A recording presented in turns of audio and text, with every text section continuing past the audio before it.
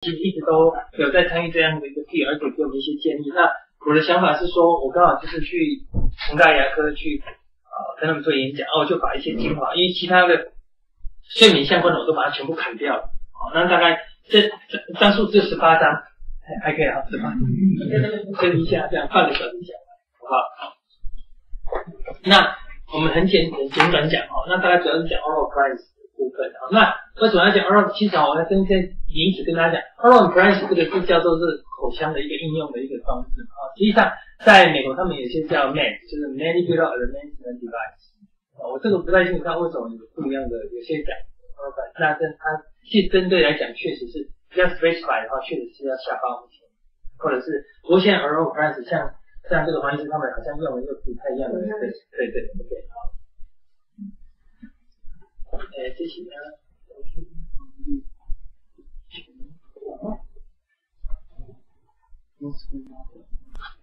好，那其实这个部分其实就是在跟大家 summarize 一下，大家记得一个病人进来之后，我们怎么去诊断他有没有 OSA 其实最重要是你要先从非手术，因为这是非侵犯性的开始，然后再考虑到手术的部分。那在非手术的部分，你要记得有2个重点，一个是什么？每个病人都是独一无二的，你要 individualize 去给人一选人的，给他一个 planning。所以不是每个人来，就是说你就是 only one choice， 你每个人既然就是只有带CPAP，每个人既然都是开刀，这是不对的。你要考虑到他的这个目前他的这个实际的严重度，它是我们可以有 multiple discipline， 就是多方向的一个处理。你也可以同时戴牙套跟这个戴呼吸器，你也可以同时开完刀之后再戴呼吸器，你也可能就是开完刀之后再去减重，那种在没有单一一个方法可以 satisfy everyone。大家懂我意思这同样的道理，大家就记得这件事情。我希望是未来我们从这个我们这个睡眠中心训练出来的专科医师，就是多一点以病人为中心来考虑，而不是以 commercial。这个大家应该懂我，点到为止，应该懂我意思，好不好？我觉得这样会比较好一点。这样病人对你的 respect 会比较高。我是希望是这样OK， 那在第一个就是刚才我们讲的是 oral appliance 的部分，当然还有减重的部分。减重目前来讲，其实就是加一个在协助这样。那 sit position 的话，现在目前是有一些止鼾的枕头其实可以去买，目前有几家，包括结构长庚他们有在跟厂商合作。那重点只要跟各位讲 sit position 它有几个，第一个它要想办法就让你只侧睡，你只要正常的时候呢，你可能就是会脖子这边会不舒服，你自己很侧睡，可是肩膀会很痛，我试过几次，我现在肩膀对。那第二个是说它不是侧睡，它是怎样，是让你 hyperextension。所以其实你就是跟病人讲说，你买的基枕就是尽量不要太高，就不要这样 expanded。你那 expanded 的情况下，你知道你的 airway 来讲都不错。所以你可以是 hyperextension， 就是说你的枕头最高的地方，基枕它是在这个你的 neck 靠近这个 occipital 的地方那就可以比较 extension 的情况下，你也可以，其实你就像我们在外科体系来讲，都知道开刀，如果你要看你的呼吸道比较顺畅，其实就是 extension 这样子，会比较舒服一点。再另外一个就是 CPAP， 可是 CPAP 这个东西，我想这个在座的人都是胸腔科专家。其实所谓的 passive airway pressure， 它并不是就是 only one choice， 就是 continuous， 它有可能是 BiPAP 不一样的。那包括我们现在其实在这一次的这个睡眠的医学会里面也有提到，是说还有更多不同的 model。它意思其实就是说会应用在不同的，比如说你本身有 COPD 的病人，你或者是你有其他一个身体的疾病的病人，不让的问题的病人，你可能用CPAP的病例是不一定 choice， 可是你要慎选。那在 surgical 的部分的话，当然就是这个目前来讲，大概就是鼻喉科为主，那当然有一部分是 plasty 那大概来讲，我们就分为是你要做的是 palate 是最常见的，再可能就是鼻子，再就是 oral 那 oral 其实也包含在 tongue base 的部分那至于说有些更小病人更小的，它是可能是 epiglottis 的部分，它需要部分 epiglottis 做一些 plasty 不过这个部分我自己没有经验，而且我觉得做这个是非常 aggressive。除非就是说像是我们一些小儿鼻喉科的医师，那就是一小就是软头症类似这样的，那可能就是可以处理。好，那我们再回来就是让surgical来讲，其实最重要其实就是减重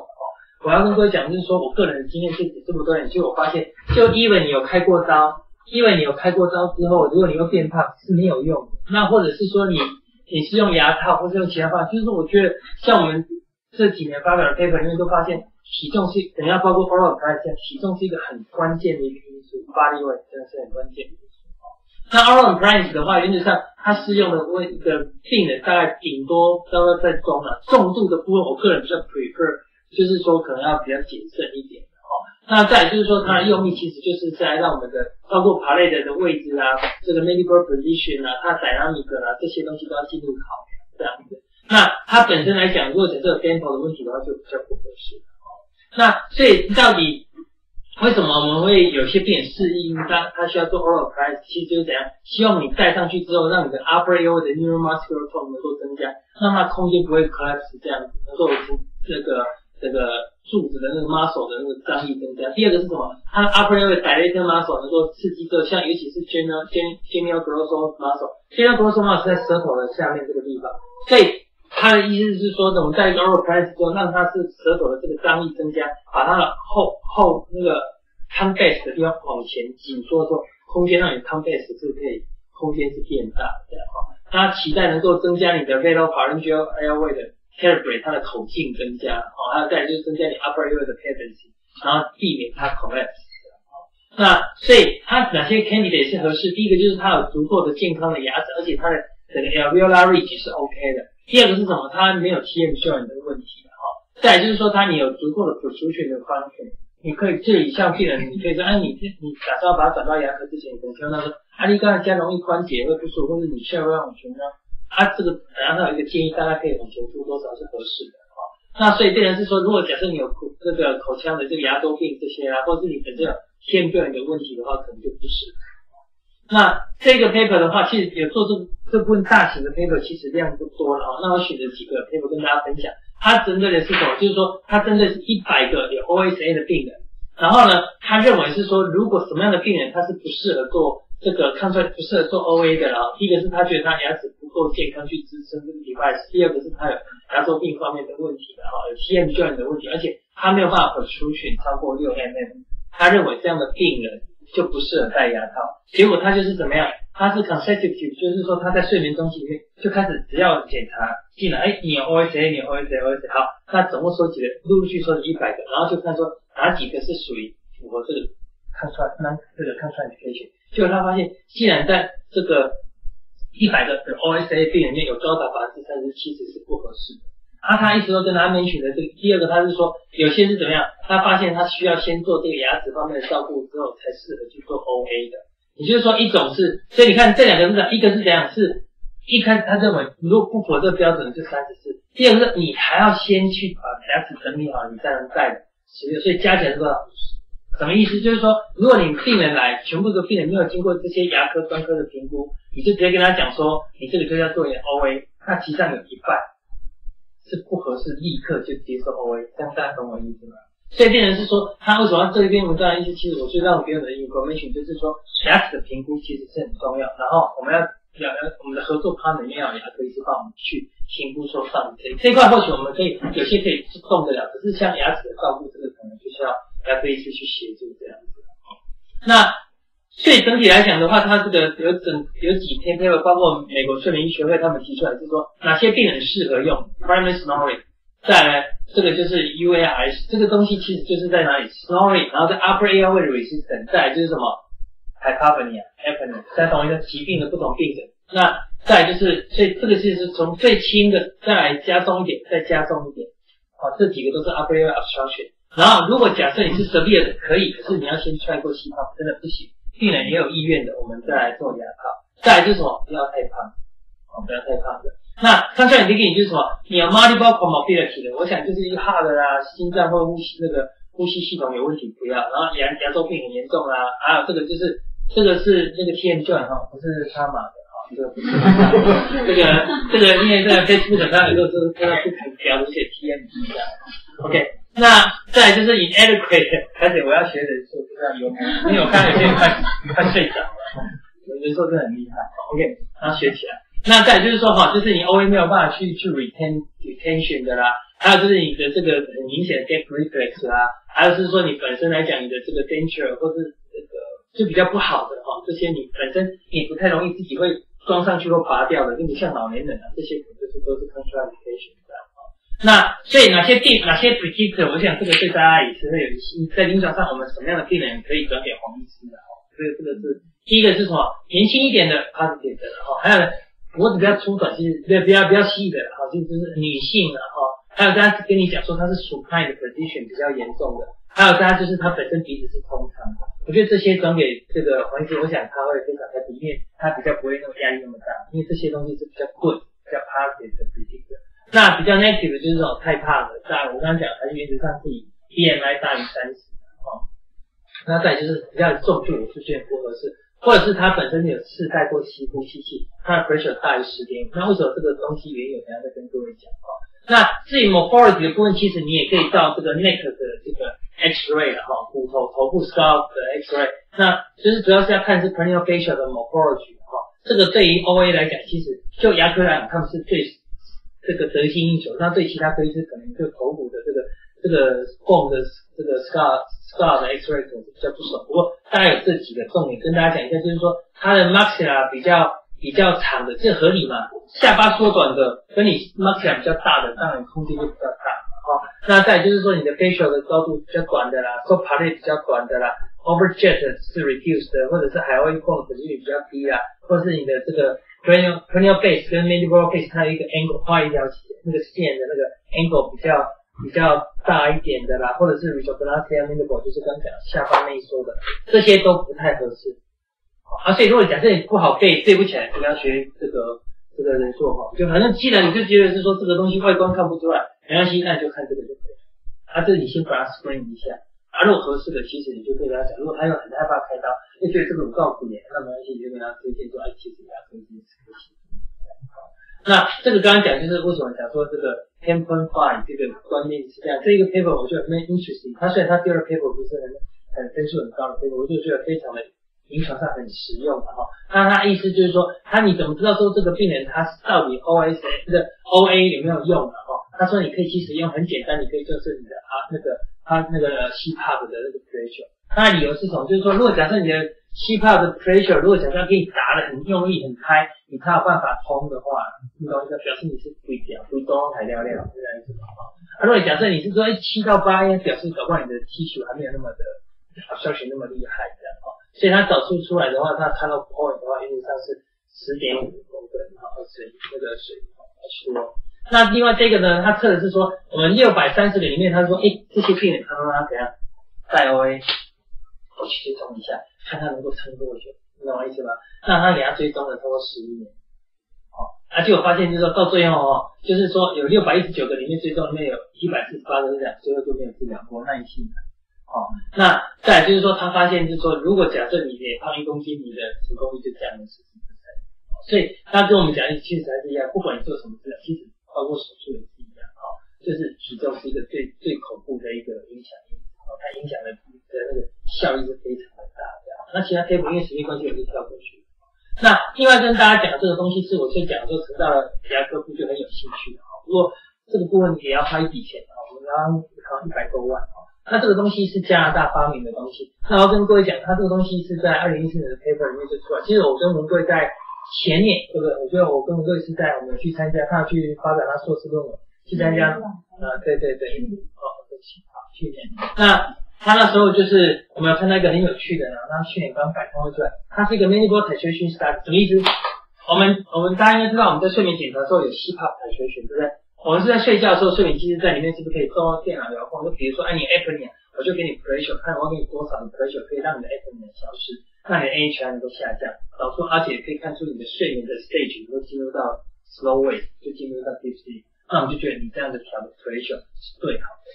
那它这个概念是这种更零解一讲更来说，它是利用的是这个东西，很有趣你要看它前面是这样病人摇着，干杯，然后前面这个是轻轻的，这个很轻，这个不会很重，是白色，这个是一个马达，后面它会旋转，什么意思？就是说，那你睡觉的时候，你就搞人，你就睡，然后就发现开始你就是会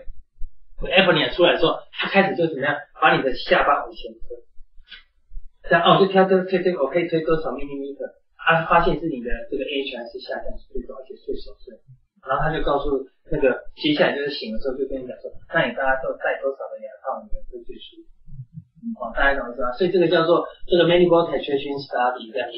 所以它的意思就是说，你一样做 single night 的 titration 的那种，然后让你的 mandible advancement 然后呢，也可以知道说，因为这个东西会，因为现在目前我所知道，等一下再请那个黄医师补充，就是现在目前的处理方式都是怎样，就是说是我给你调完之后你就会去睡啊，顶多我给你带 protocol 或者你来睡眠中去睡，可是调一调的时候，就是你不是你这调是凭着经的，你能够撑得多大？可是它这个东西是直接晚上就可以 monitor，你多少可以进入到 stage 3的 percentage 就多了这样。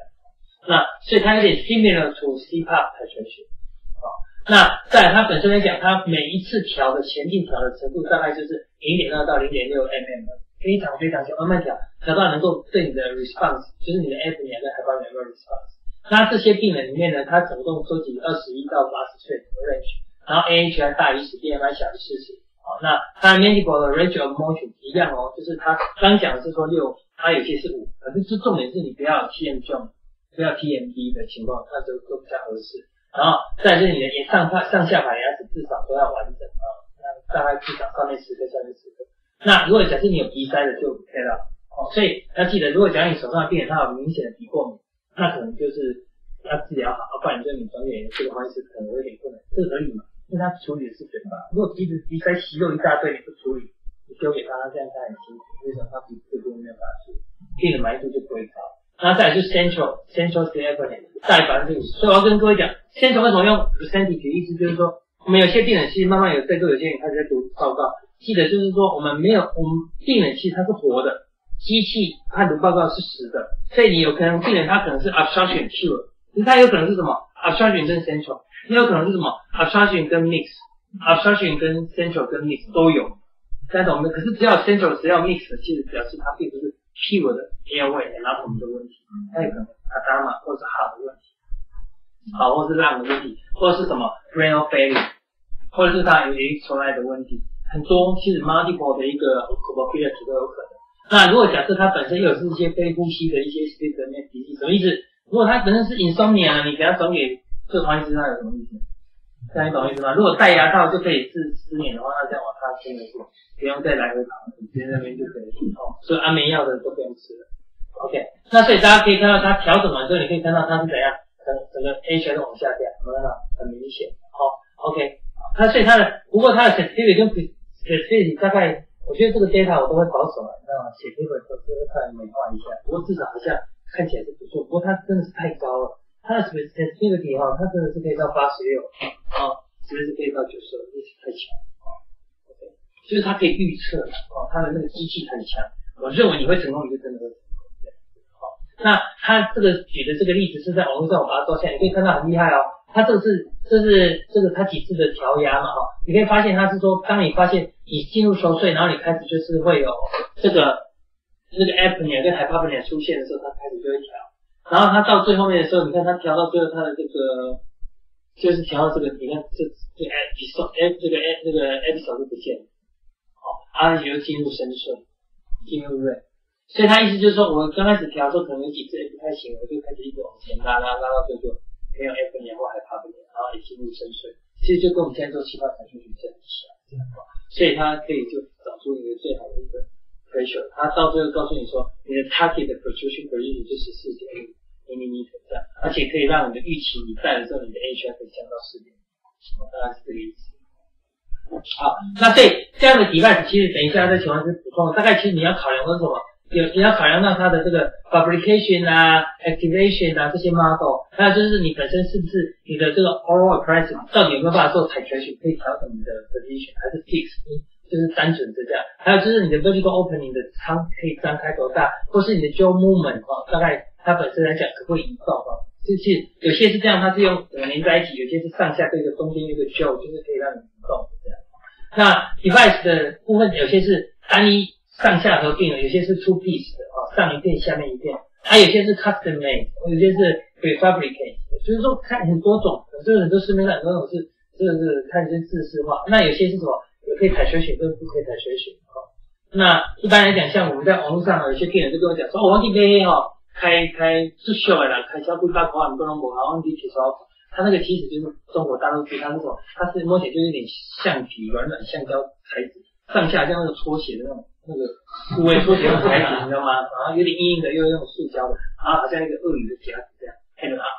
就这样好的这样子我说你这个弯赛的对 only one side，可是我就觉得这个就是很 ridiculous 这样子哦。那网络上卖的很下价，因为可以治疗打鼾这样。OK， 那一般来讲，我们就哪一个比较好？废话，那当然一定是什么 customize 最好嘛，不客制化嘛。如果假设是另外一个是什么？如果假设你是属于那种 thermal plastic， 之前我们也自己想过我要自己嘛，后来发现我还是不要，我自己还请大家示范，就是把整个牙膜就放在热水面，然后用微波炉一直鼓到很热的时候，对，它软软的拿起来，然后自己要去这样子去做一个咬膜，然后就是变成一个 thermal plastic。那在美国的话，有几个教授，像英国成功本来这个理学教授他 X 比如说来自己在玩这样。那结果这个第一个我们发现我们的能力有限，第二个在美国的话，打完结果都被牙科那个美国有睡眠医学会有一个牙科睡眠医学会，他每次在睡眠医学会开说外科那个 ENT 的跟牙科就能对战这样，就是说你这么乱搞，然后比如说你们开那么贵的价钱，我们这个比较便宜，病人又有效。竞争还是为了钱的哈，还是为了钱。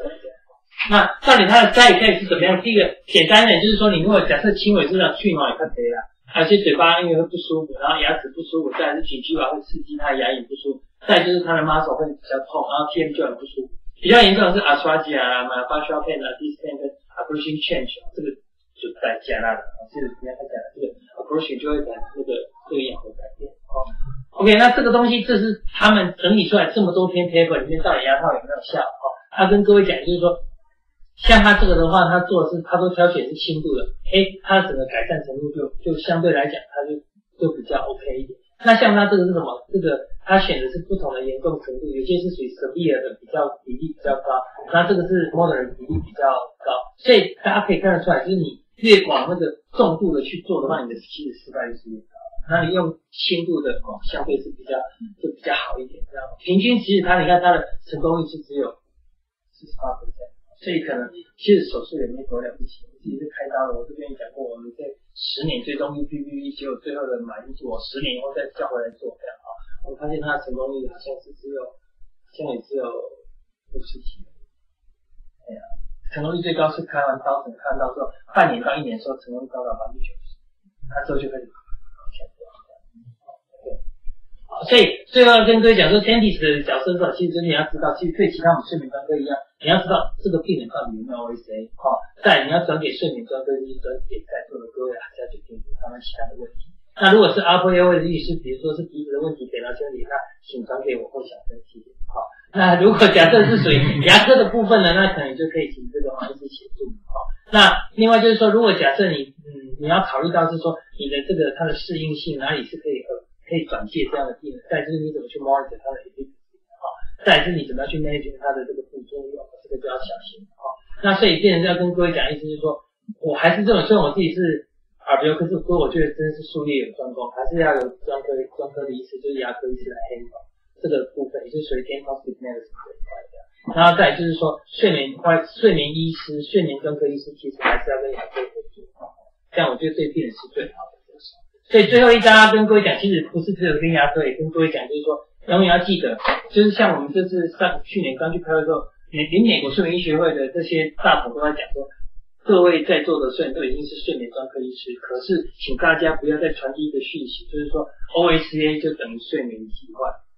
睡眠疾患是很大很大的，大家应该知道嘛所以可是他们在自己就是给让民众一直误以为说我只是 OSA 就是睡眠的障碍，不是，其实还有很多问题。那所以变成是说，你刚刚看那个病人进来的时候，你要看他们的 comorbidity， 然后他本身有没有睡眠的问题，有没有insomnia，有没有 movement disorder， 有没有 stroke 的问题，有没有 dementia 的问题，有没有用药的问题，这些还有没有 ADHD，